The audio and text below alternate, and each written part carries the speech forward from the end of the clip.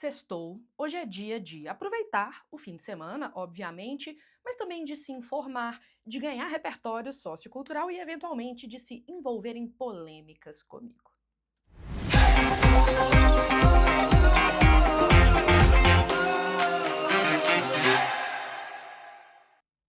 Olá, meus amores, bem-vindo ao Giro da Jana barra Janaflix, que é aquele momento semanal em que a gente se reúne para conversar sobre o que aconteceu, como compreender o que aconteceu e, eventualmente, filmes, documentários e, às vezes, até uns conceitos para se aprofundar nessas discussões.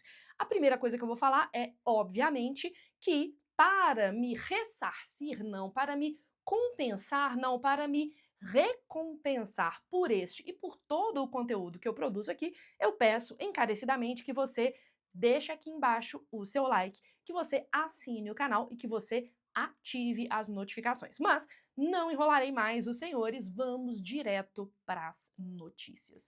Primeira notícia: prefeita de Paris nada no Rio Sena para provar a pureza da água antes das Olimpíadas. Rio Sena será utilizado para provas de triatlo e maratona aquática nas Olimpíadas. Eu fico me perguntando se os prefeitos de algumas das grandes cidades do Brasil mergulhassem, né, nos rios urbanos. Pensa, por exemplo, o prefeito de São Paulo mergulhando lá no Rio Pinheiros, ou aqui especificamente em Belo Horizonte, o prefeito mergulhando na Lagoa da Pampulha. Acho que eles sairiam da água, sei lá, com um braço a mais, com 3 olhos, porque afinal de contas os nossos rios estão bastante prejudicados. Bom, não adianta só eu ridicularizar a qualidade da água, né, dos rios urbanos brasileiros, eu tenho que te indicar repertórios sobre isso e especificamente a ONU, olha essa fonte, produziu um documentário curtinho, então a área do conhecimento é o cinema, um documentário que tem ali uns 25 minutos no máximo, chamado Rios Urbanos, sobre a qualidade da água dos rios urbanos. Então aqui é muito interessante, se você eventualmente usar isso na sua redação, mencionar que é um documentário organizado pela ONU, afinal de contas, a ONU é uma autoridade nessa discussão também. Especificamente sobre o Rio Pinheiros, que eu mencionei aqui, tem um documentário que se chama Detox São Paulo, bom documentário, porque ele faz uma relação entre a péssima qualidade da água do Rio Pinheiros, que atravessa a cidade de São Paulo, e as péssimas condições de vida das pessoas na cidade de São Paulo. E é interessante porque eles trazem lá no Detox São Paulo, então aqui deixa eu escrever Detox SP, as contribuições de um monte de pessoas das mais diversas áreas, né? Por exemplo, aparece a Monja Coen, né, famosa aqui no Brasil, e ela mostra que o rio é um reflexo da maneira como a gente trata o meio ambiente. Então existe ali uma discussão muito mais profunda do que apenas a qualidade da água desse Rio Pinheiros. Tem uma discussão sobre estilo de vida, sobre racismo ambiental, sobre especismo, entre outros. Esses conceitos, por exemplo, podem entrar na sua redação contando como área do conhecimento. Bora então para a nossa próxima notícia? Vamos lá ver.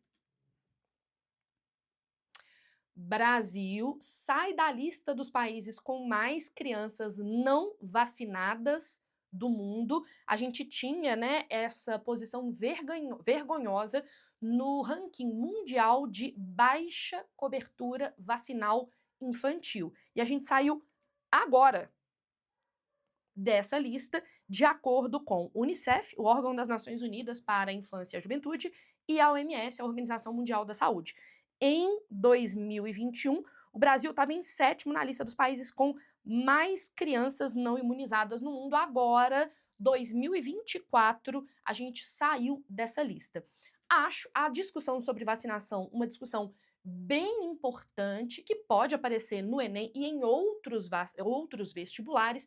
Poderia, por exemplo, aparecer uma discussão sobre a noção de pacto vacinal, a responsabilidade que nós temos em relação à coletividade quando vacinamos os nossos filhos. E para essa discussão mais ampla, que não tem a ver só com saúde, mas tem a ver também com ética, com senso de coletividade, tem um documentário muito bom cujo título já reflete essa ideia. Ele se chama, então, Repertório Sociocultural Cinematográfico, Vacina, o Bem Maior.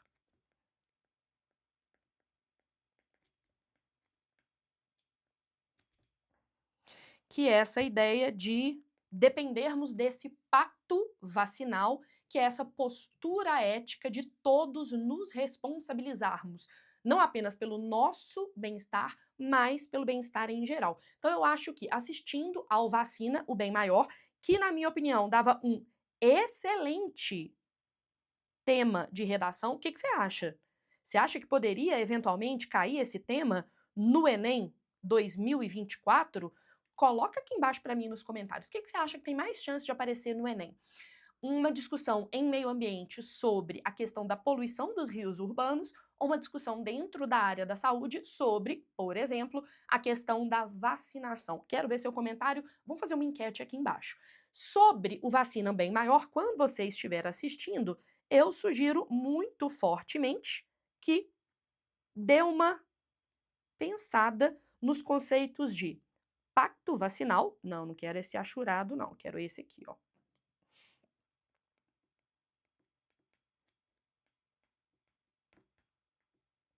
E o conceito de princípio responsabilidade, como tá lá na obra do Hans Jonas, tá? Acho que vale a pena você dar uma olhada nisso.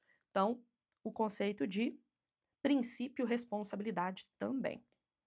É legal, às vezes, na hora que você estiver, né, fazendo a sua redação ou se preparando para a sua redação, você tentar ligar os repertórios socioculturais. Isso os torna muito mais fortes, muito mais produtivos. Então, princípio responsabilidade, por exemplo, de acordo com a obra do Hans Jonas. Já falei dele aqui várias vezes, né, gente? Beleza, bela indicação. Vamos então para o nosso próximo acontecimento. Lembrando sempre que eu não vejo os acontecimentos antes. A equipe me manda um arquivo PDF e eu abro ele aqui com vocês. Então eu tenho que improvisar no final das contas, o que me deixa, às vezes, com medo. Mas vai com medo mesmo, né? Lei institui licença para mães e pais concluírem cursos acadêmicos. Prorrogação vale para nascimento ou adoção de crianças por estudantes, o que eu imagino que vá diminuir a evasão nos cursos de pós-graduação, porque normalmente nessa faixa etária, né, quando os indivíduos estão ali a partir dos 25, 30 anos, é que eles começam a pensar em ter filhos e eventualmente a péssima estrutura para acolhimento dessas famílias favorece pelo menos a evasão desses estudantes que posteriormente vão se tornar professores. Acho que vale a pena vocês darem uma olhada no conceito de licença parental, que é a ideia que é a seguinte: hoje no Brasil a licença acontece da seguinte maneira: a mãe, né, tem a licença maternidade de 4 meses obrigatoriamente, extensível para até 6 meses. O homem tem, deixa eu dar até um print, eu até dou um zoom aqui, 5 dias para ficar com a criança. Ou seja, a legislação trabalhista brasileira favorece a sobrecarga materna, porque desobriga o pai, ou pelo menos dificulta que o pai participe efetivamente desses primeiros meses que são críticos para a criança, né? Em outros países, isso acontece de uma maneira diferente. O Canadá, por exemplo, tem 1 ano de licença maternidade. Países ainda mais desenvolvidos, como a Finlândia, tem um negócio chamado licença parental. A mãe obrigatoriamente fica 6 meses com a criança. E aí, a licença parental, ou seja, que pode ser dividida entre o pai e a mãe, a escolha dos dois de 12 meses. Então, eles têm licença maternidade de 6 meses e licença parental de 18 meses. Pensa o quanto isso pode eventualmente favorecer uma igualdade no mercado de trabalho, considerando que em países como o Brasil, alguns empregadores desfavorecem o emprego de mulheres pelo suposto prejuízo representado pela licença maternidade única e exclusiva dessa mulher. Jana, mas onde, por exemplo, eu posso ouvir falar sobre a importância da licença parental? Tem um documentário, gente, na verdade é uma série documental, que, se não me engano, foi organizada primeiro pela BBC, depois ela foi refilmada parcialmente e exibida no Fantástico. Então, as organizações Globo fizeram uma adaptação à realidade brasileira que se chama O Começo da Vida.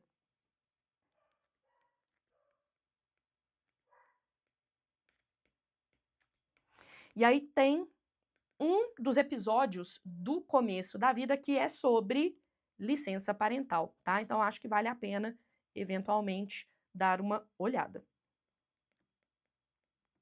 E mostra-se, por exemplo, o quanto que é importante também a presença ostensiva do pai na vida da criança. A gente pressupõe sempre que a mãe é indispensável, o pai também tem um papel muito importante. Próxima notícia. Nossa Senhora.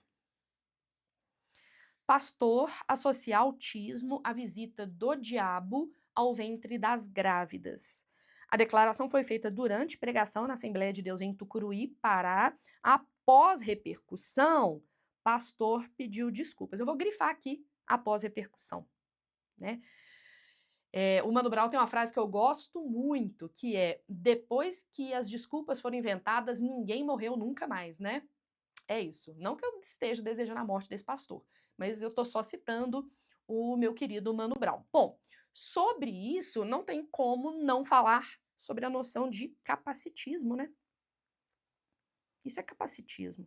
Essa demonização do transtorno do espectro autista é capacitismo. E, na minha opinião, corresponde muito à noção de estigma, conforme presente na obra do meu querido Erving Goffman.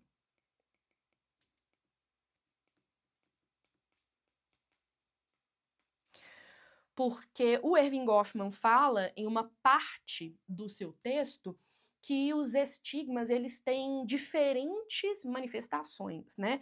E que frequentemente o sofrimento mental ou as deformações físicas são encaradas como fruto de uma deformação moral, o que em última análise seria essa demonização dos transtornos e das deficiências. Eu usaria o conceito de estigma do Erving Goffman para falar do capacitismo presente neste caso.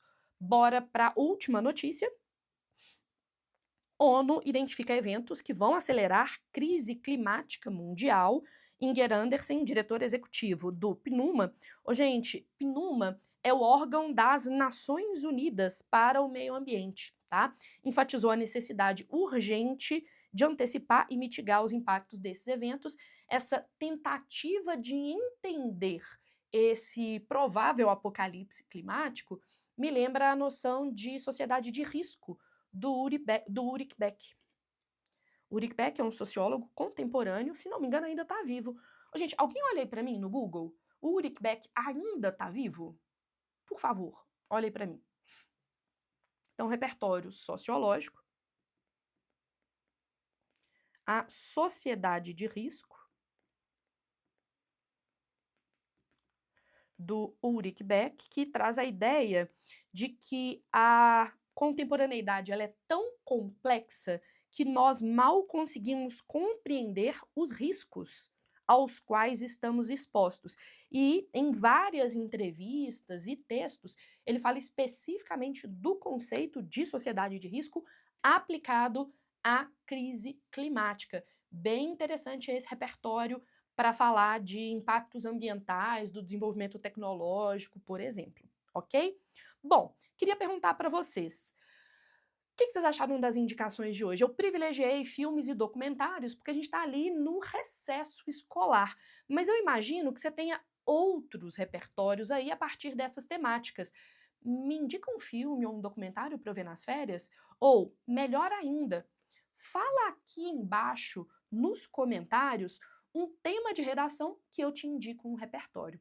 Eu espero que eu tenha ajudado vocês, que vocês tenham gostado e sempre se lembrem, deixem o like, assinem o canal, ativem as notificações e comentem. É a partir do comentário de vocês que eu sei o que eu devo ou não produzir por aqui. Foi um prazer passar mais uma sexta-feira com vocês. Um beijo.